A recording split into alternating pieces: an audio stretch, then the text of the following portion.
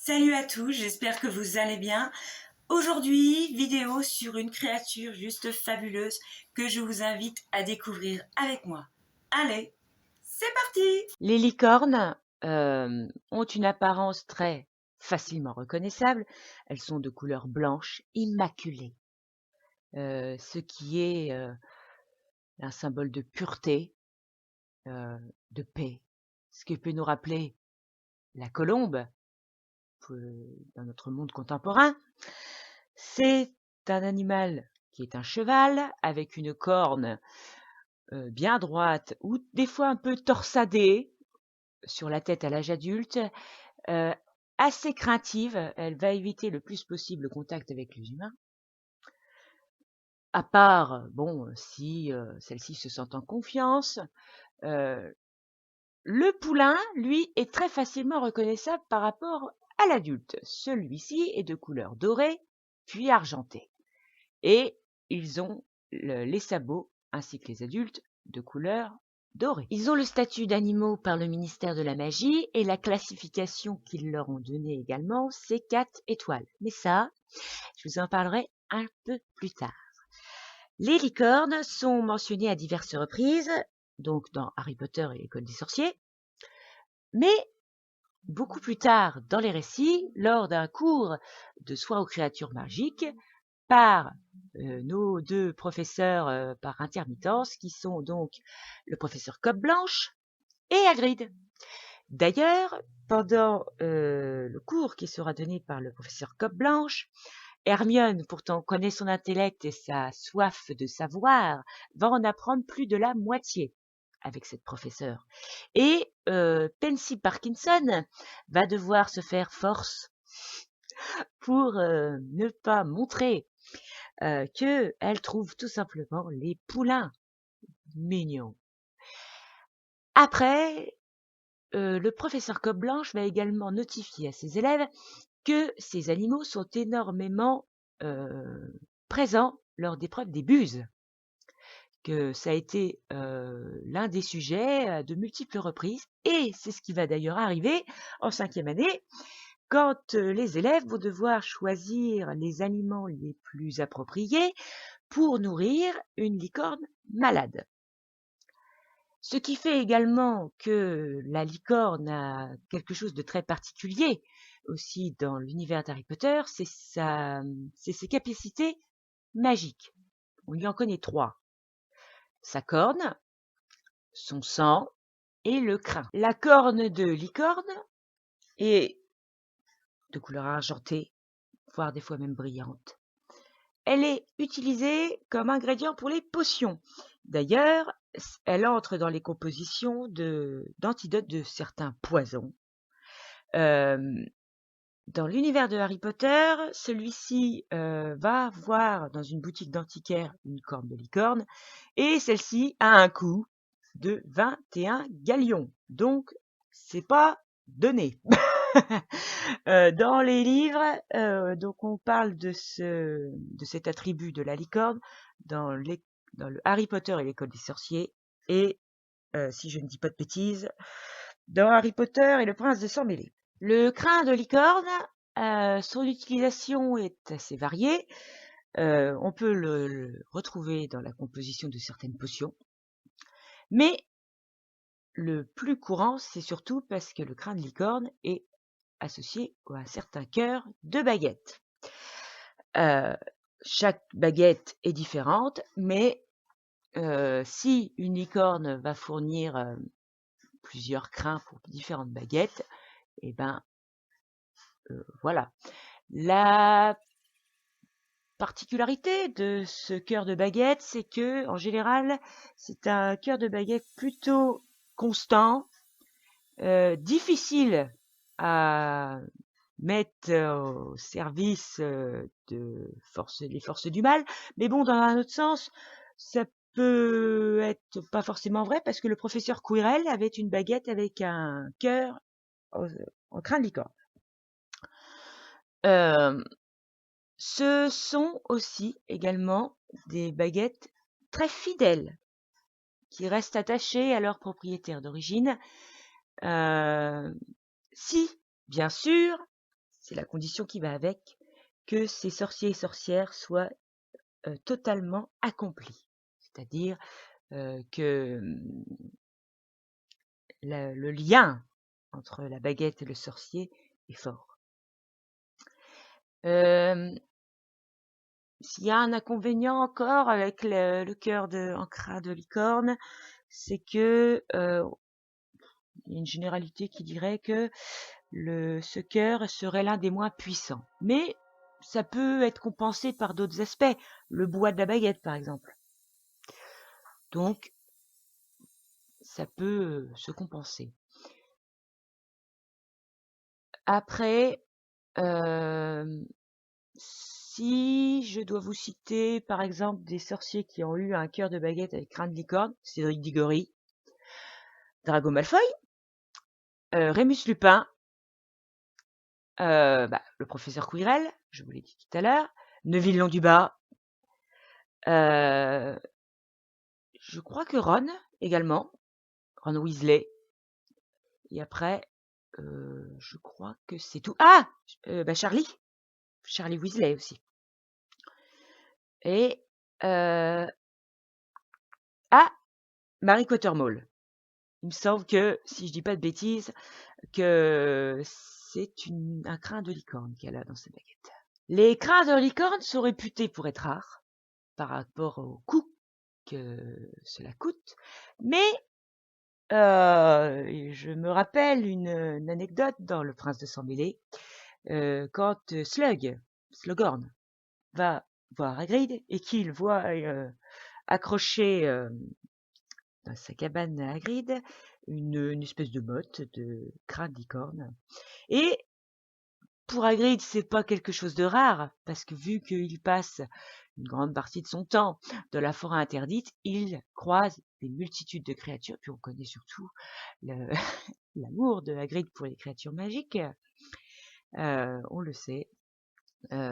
Et il explique que en général, il en trouve beaucoup quand celles-ci, leur queue ou leur crinière s'accrochent à des branches. Et ce qui va encore plus interloquer Slughorn, c'est qu'il va lui dire mais est-ce que vous vous rendez compte de la valeur que ça a, parce qu'il se dit mais pourquoi il ne les vend pas? Voilà. Sauf que Hagrid se sert de ce crin de licorne pour les bandages, pour soigner, parce que c'est un amoureux des animaux, hein, Hagrid, même des créatures des fois très dangereuses. Il se sert de ça pour attacher des bandages pour soigner diverses créatures blessées. Voilà. Et dans sa précipitation, puis surtout avec un bon coup d'alcool dans le nez, Hagrid va donner carrément cette motte de crin de licorne à Slughorn. Dans les romans, normalement, si je dis pas de bêtises, le crin de licorne est mentionné dans Harry Potter et l'école des sorciers, le prisonnier d'Azkaban, la coupe de feu, par rapport au le cœur de baguette de Cédric Diggory lors de l'examen des baguettes, le prince de Sang-Mêlé, par rapport à beaucoup de petites anecdotes, dont celle de Slug, et Harry Potter et les reliques de la mort. Les propriétés du sang de licorne, on les connaît assez bien, vu ce qui se passe dans le livre et film de Harry Potter et l'école des sorciers. Harry, lors d'une retenue qu'il va faire dans les romans, avec Neville Londubat, Hermione Granger et Drago Malfoy, suite à la péripétie qui s'est passée avec Norbert par rapport à Hagrid. C'est également la même péripétie, beaucoup moins détaillée dans le film, sauf que Neville Londubat n'est pas en retenue. Avec eux, c'est Ron qui est à la place. Et Hagrid, à de multiples reprises, a trouvé des licornes mortes dans la forêt interdite. Et là, le but de cette retenue, c'est de retrouver une licorne qui est blessée. Et ils vont tomber sur une mare de sang de licorne qui est de couleur argentée. Et Harry, avec Drago Malfoy, vont assister à une scène macabre qui est une personne qui est en train donc de sucer le sang de la licorne qui a été tuée. Et nous, on le sait, c'est le professeur Quirrell qui est en train de le faire pour redonner des forces à Voldemort qui utilise Quirrell comme hôte pour son plan final qui est récupérer la pierre philosophale. D'ailleurs, Harry va devoir une belle chandelle à Firenze qui va le tirer de ce bourbier. Et c'est lui, justement, Firenze, qui va lui expliquer les propriétés du sang de licorne. Il va lui expliquer que tuer une licorne est un acte abominable, que commettre un tel crime est honteux, mais surtout qu'il ne faut avoir rien à perdre et tout à gagner.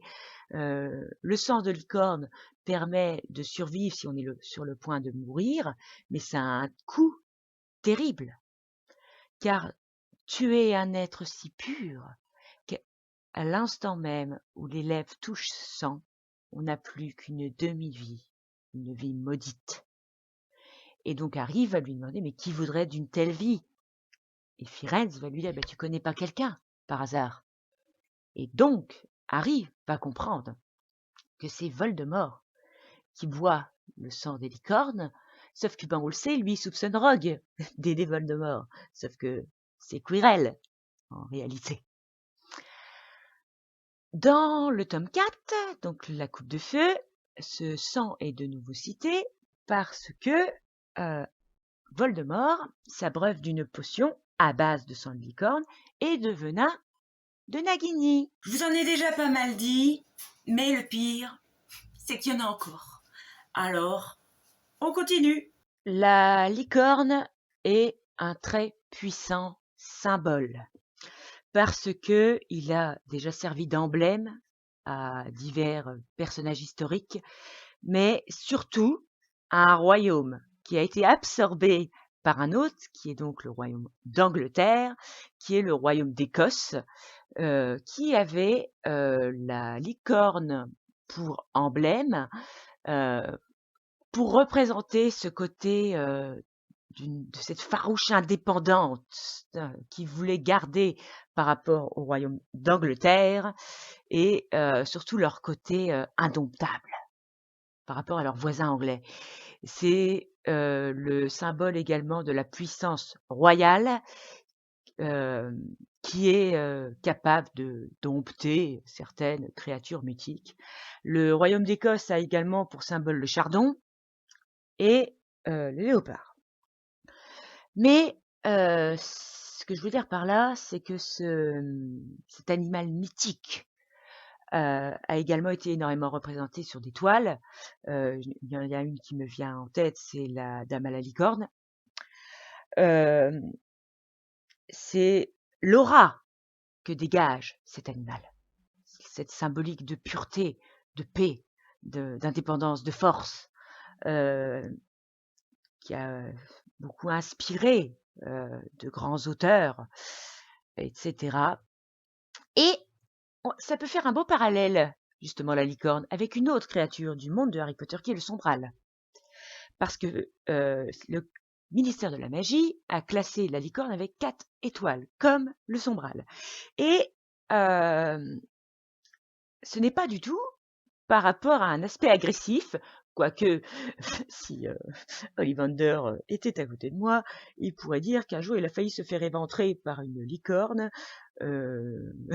en voulant récolter des crins de licorne, et que d'ailleurs ces fameux crins vont servir à la conception de la baguette de Cédric Diggory. Mais s'ils ont ces 4 étoiles, les licornes par rapport au Sombral, c'est pour montrer l'adulation, le profond respect et la vénération qui émanent de cet animal par rapport au Sombral, qui, lui, a ses 4 étoiles à cause de la crainte et de la mauvaise réputation non méritée qu'ils ont. Et en plus, ça fait le beau parallèle parce que eux deux sont également des chevaux. Ces animaux, dans l'univers d'Harry Potter, sont majoritairement présents dans la forêt interdite et en Europe du Nord, ce qui peut faire référence à ce que je vous disais il y a quelques minutes sur le royaume d'Écosse. Et s'il y a un animal qui a le surnom de la licorne des mers, c'est le narval. Parce que le narval, il a sur le front une corne.